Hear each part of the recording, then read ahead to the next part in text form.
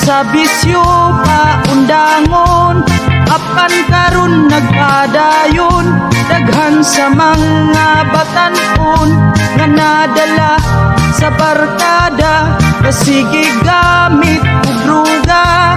Dunay uban mga wata, manguot ug manulis pa, tungod kay wa nay kwarta nga ipalit nila druga.